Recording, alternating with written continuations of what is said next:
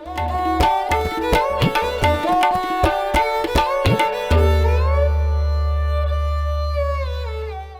உள்ள ஐபிஎன் பக்தி நேயர்களுக்கு வணக்கம். நான் உங்க வித்யா கார்த்திக். ஒவ்வொரு மதம் எனக்கு யூனிக்கா, எக்ஸ்க்ளூசிவா, ஸ்பெஷலா தமிழ் மாத ராசி பலன்கள் பார்த்துட்டே வரும் இல்லையா? அந்த வகையில் இப்போ நம்ம பார்க்கக்கூடிய மாதம் என்னவென்றால் பங்குனி மாதம். லாஸ்ட் பட் நாட் லீஸ்ட்னு சொல்லிட்டு மற்றவர்களுக்காகவே எல்லாவற்றையும் செய்ய காத்திருக்கும் மீன ராசி நேயர்களுக்கு எப்படி இருக்க போது இந்த பங்குனி மாசம் அப்படின்னா எப்படி இருக்க போகுது?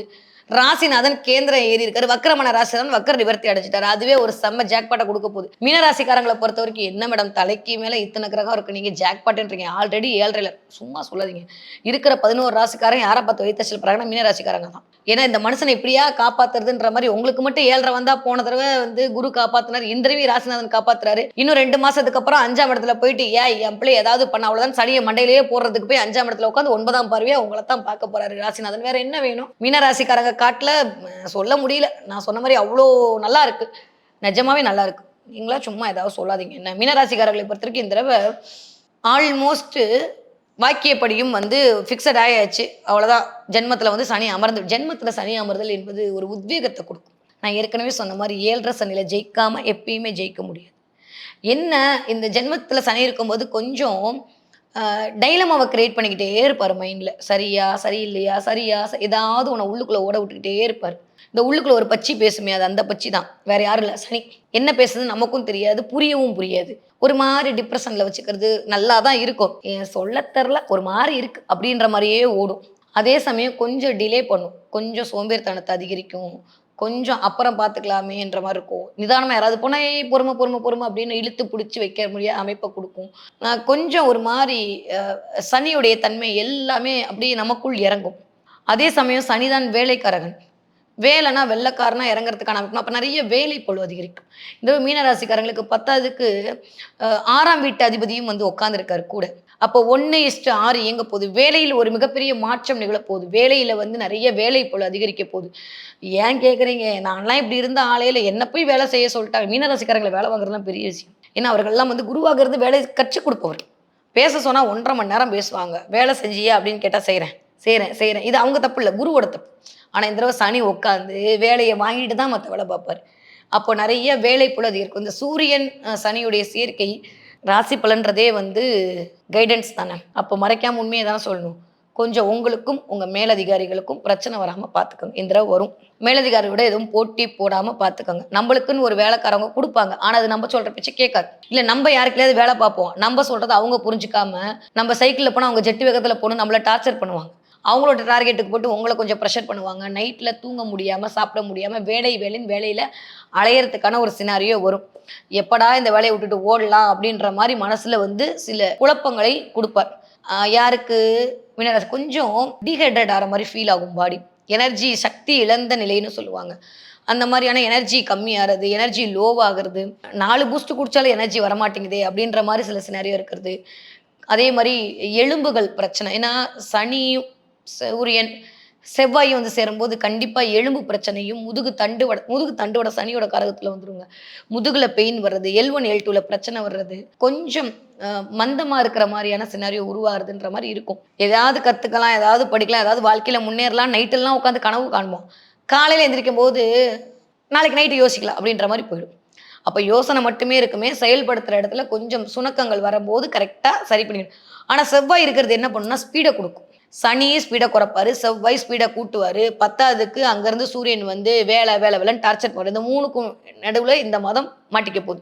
அப்போ என்ன ஆகும்னா ஸ்பீடாக செய்யறதுக்காக உங்களை இயக்கணும், ஆனால் உடம்பு அது ஒத்துழைக்காது, இல்லை மனசு அது ஒத்துழைக்காது. ஏதோ ஒரு அப்போ என்ன பண்ணணும்? உடல் ரீதியாகவும் மன ரீதியாகவும் கொஞ்சம் ஸ்ட்ராங்காக இருக்க வேண்டிய காலகட்டம். அப்போ மென்டல் ஹெல்த்தும் ரொம்ப ரொம்ப தேவை. நிறைய யோகா பண்ணக்கூடிய நேரமாக இருக்குது. முடிஞ்ச அளவுக்கு நல்லா ப்ரீத் அவுட் பண்ணுங்க. மூச்சு இது எல்லாமே புதன் தான். அவனும் உட்கார போகிறான்.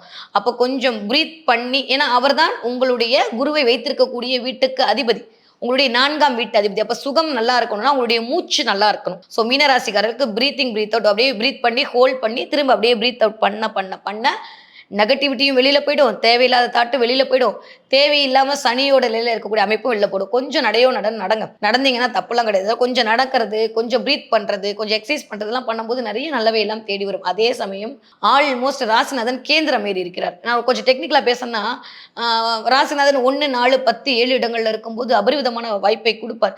ஆனா, குருக்கு அப்படி இல்லையே அப்படின்னா, இது பொது பலனுக்கு கோச்சாரத்துக்கு செட் ஆகுது. அது நேட்டரல் ஹாரோஸ்கோப்புக்கு தான். இந்த தடவ வக்ர நிவர்த்தி அடைஞ்சிட்டார். இதுவே ஒரு பெரிய விஷயம், பெரிய பலம்.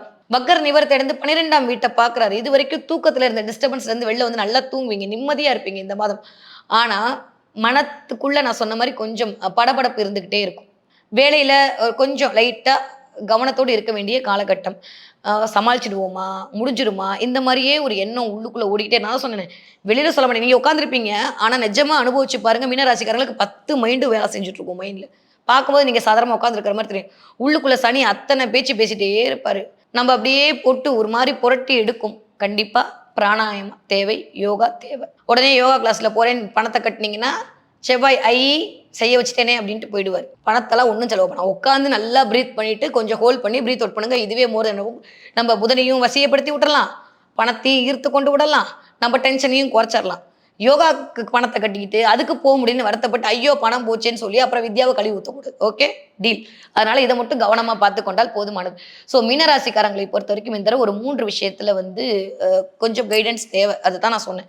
மனரீதியாக எழக்கூடிய போராட்டத்திலேருந்து கொஞ்சம் கண்ட்ரோல் பண்ணுங்க. இது வந்து டெம்பரவரி. ஒண்ணும் பெருசா நெகட்டிவா ஒண்ணும் நடக்க போறதே கிடையாது. நான் தான் சொன்ன மாரி இந்த 11 ராசிக்காரங்க உங்கள பார்த்து தான் வைத்தறிச்சல். Including me. ராசிநாதன் உங்கள எப்படியா காப்பாத்துறதுன்ற அளவுக்கு உங்கள காப்பாத்திட்டு இருக்காரு. அப்புறம் என்ன அதுவும் கேந்திரம் ஏறி அடுத்து உச்சமா வேற அமைய போறாரு. பெயர், புகழ், அந்தஸ்து எல்லாத்தையும் குடுக்க போறாரு. கல்யாணம் ஆகாத மீன ராசிக்காரர்களுக்கு இந்த தடவ திருமணம் நடக்க போகுது. பங்குனி மாசமா இருந்தா என்ன, இந்த தடவ வந்து ஏதோ ஒரு பரிசம் போட்டு அடுத்து வைகாசி மாசத்துக்குள்ள கல்யாணம் கன்ஃபார்ம். கவலையே பட வேண்டாம். யாரெல்லாம் மருத்துவராக இருக்கிறீரோ, யாரெல்லாம் நீட்டுக்கு படிக்கணும்னு பிள்ளைங்க வெயிட் பண்றீங்களோ, இந்த தடவ செம்மையா இருக்கும். சூப்பரா இருக்க போகுது. படிக்கிற பிள்ளைங்களுக்கு மீனராசி பிள்ளைங்களுக்கு எக்ஸ்ட்ரானரி. ஏன்னா, மருத்துவ காரகனே யார் தெரியுமா? செவ்வாயும், சூரியனும் தான். சனி தான் அத அப்படி தூண்டி விடணும். இந்த தடவ எந்த புள்ளைங்க நீட் எக்ஸாம் ரெடி ஆறீங்களோ, மருத்துவத்துக்கு படிக்கணும்னு நினைக்கிறீங்களோ, அந்த பிள்ளைங்களுக்கெல்லாம் சூப்பரான டைம் பீரியட் மீனராசிக்கார குழந்தைங்களுக்கு. அதே சமயம் மெடிக்கல் படிச்சுட்டு இருக்கீங்கல்ல, இந்த பிள்ளைங்க கொஞ்சம் கவனமாக இருக்கணும். இதுவரைக்கும் வைக்காத அரியர்லாம் வைக்கிற மாதிரியான சினாரியோ கிரியேட் ஆயிடும். படிப்புல கொஞ்சம் கவனம். ஏன்னா புதன் வக்ரமாயிருக்கான். அதனால மெடிக்கல் படிக்கிற பிள்ளைங்க ஒருவேளை மீனராசிக்காரர்களா இருந்தா கொஞ்சம் கவனம். யாரெல்லாம் மெடிக்கல் ஷாப் வச்சிருக்கீங்களோ மீனராசிக்காரங்கள், அவங்க கொஞ்சம் கவனமா இருக்கணும். ஆனா இந்த தடவ காசு, பணம், துட்டு, மணி நெறைய வரப்போகுது. அதனால அது பிரச்சனை இல்ல.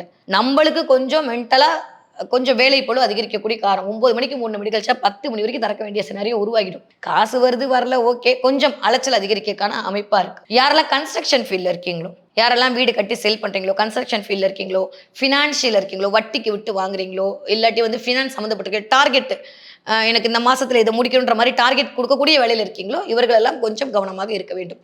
மத்த எல்லாருக்கும் சூப்பரா இருக்க போகுது. ஸோ இந்த தடவ படிக்கிற மீனராசிக்கார பிள்ளைங்க எப்படி இருப்பாங்க?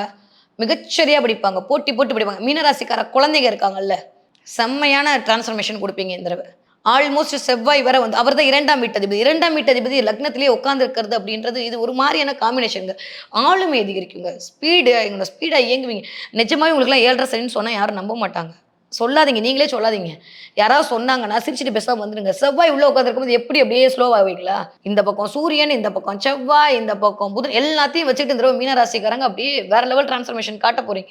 நீங்க காட்டுனீங்கன்னா சக்சஸ். இல்ல சும்மாவே உட்காந்து என்ன எழுதி அடுத்தவங்கள சொல்லிட்டே இருந்தீங்கன்னா, நான் மேல சொன்னேன் பார்த்தீங்களா? அதான் நடக்க போகுது. டைம் திரும்ப இந்த மாரி அமையறதுக்கு 29 1/2 வருஷம் ஆகும். இந்த நேரத்த தவற விட்டீங்கன்னா, திரும்ப கிடைக்கவே கிடையாது. உங்களோட அடுத்த உங்க சந்ததி வரைக்கும் இருக்கக்கூடிய வித்து. ஏன்னா சனி என்பது இப்படி குடுத்து இப்படி வாங்குறவன் இல்ல. உங்களுடைய பரம்பரைக்கும் குடுக்கக்கூடியவன். பரம்பரைக்கும் இந்த நேரத்துல யாரெல்லாம் வியாபாரத்துல ஈடுபடுறீங்களோ சக்சஸ். கண்ண மூடிட்டு தைரியமா தொழில்ல இறங்குங்க. எத பத்தியும் கவலைப்படாதீங்க. யார் என்ன சொன்னாலும் சரி, மீன ராசிக்காரங்க 7:30 நடக்குது, 8:30 நடக்குது செய்யக்கூடாது அப்படிலாம் சொல்லாதீங்க. மிகப்பெரிய ஜெயிச்சவங்கள எடுத்து பாருங்க 7:30 சன்ல தான் ஜெயிச்சிருப்பாங்க. ஸோ மீனராசிக்காரர்களுக்கு வெற்றி மேல் வெற்றி வந்து குவியக்கூடிய காலகட்டமாகத்தான் இருக்கிறது. ஓகே. படிக்கிற மீனராசிக்கார குழந்தைகளோட மீனராசிக்காரங்க உடைய குழந்தைங்க படிப்பாங்கல்ல, அவங்களுடைய படிப்பு அபரிவிதமா இருக்கும். அவங்க வந்து கொஞ்சம் இந்த எக்ஸ்ட்ரா கரிக்குலர் சிலம்பத்துல வெளியில போயிட்டு வர விஷயத்துல ஸ்போர்ட்ஸ்ல எல்லாம் பிரைஸ் வாங்கிட்டு வந்து காம்படிட்டிவ் எக்ஸாம்ல பிரைஸ் வாங்கிட்டு வந்து அப்படியே உங்களை குதூகலிக்க வைப்பாங்க. அது போன மாசமே ஆரம்பிச்சிடும். எனக்கு தெரிஞ்சு செவ்வாய் டிரான்சிட் வந்து ஆல்மோஸ்ட் ஆரம்பிச்சதுலேருந்து மீனராசிக்கார பிள்ளைங்க சூப்பராக தான் இருக்க போறீங்க. ஒன்றும் பிரச்சனை இல்லை. 20 வயதுலேருந்து 40 வயது இருக்கக்கூடிய மீனராசிக்காரர்களுக்கு நான் சொன்ன மாதிரி திருமணத்திற்கான யோகம் கூட போகுது. நிறைய பேருக்கு வந்து புதிய வேலை வாய்ப்பு அமைய போகுது. இதுவரைக்கும் நான் வேற இடத்த தேடிட்டு இருக்கேன். கிடைக்கவே இல்ல. இன்டர்வியூ போகுது. அப்படியே வருதுன்னா, இந்த மாசம் உங்களுக்கான கிளிக் ஆயி வேலைக்கான வருமானம் கிடைக்க போகுது. நல்லா இருக்கு. வண்டியில போம்போது மட்டும் கவனம் தேவை. சூரியன் இருக்காரு. ஹெல்மெட் போடாட்டி ஃபைன் கட்ட வச்சுருவாரு. கவனம், கவனம், கவனம். ஓகே. 40 வயதிலேருந்து 60 வயது இருக்கக்கூடிய மீனராசிக்காரர்களுக்கு நான் மேல் சொன்ன அத்துணை காரணியும் உங்களுக்கு தான். நெறைய பொறுமை தேவைப்படும். பிரீத் அவுட் பண்ண வேண்டிய நேரம். வீட்டோட முடியலன்ற மாரி அமைப்பு இருக்கும். அதெல்லாம் சரியா போகும். மாமனாருடைய உடல்நிலை, மூத்த பிள்ளையோட உடல்நிலை, அப்பாவோட உடல்நிலை கண்டிப்பாக பார்த்துக் கொள்ள வேண்டிய காலகட்டமா இருக்கு. வீட்ல கொஞ்சம் விட்டு கொடுத்து போக வேண்டிய அமைப்பாகத்தான் இருக்கிறது. ஓகே. கொஞ்சம் ஹெல்த்த மட்டும் பார்த்துக்கணும். நான் சொன்ன இந்த பல்லு, கண்ணு, இடுப்பு இது 3யும் பார்த்துக்கிட்டீங்கன்னா போதும். மத்தபடி மீனராசிக்காரர்களுக்கு மகத்துவம் பொருந்திய மாதமாக இந்த பங்குனி மாதம் இனிதே மலர காத்திருக்கிறது. ஓகே. என்ன தெய்வத்தை வழிபாடு செய்ய வேண்டும்? அனுமன் வழிபாடும், பிள்ளையார் வழிபாடும் மிகப்பெரிய ராஜயோகத்தை கொண்டு வந்து குடுக்கும். முடிஞ்ச அளவுக்கு பிள்ளையார் கோயிலுக்கு போங்க. பக்கத்துல இருக்கக்கூடிய பிள்ளையார் கோயிலுக்கு ஏதாவது ஒரு விஷயம் ஆரம்பிக்கும்போது சதத்தேங்காய் உடைச்சிட்டு நீங்க போனீங்க அப்படின்னா, காரியம் சக்சஸ்.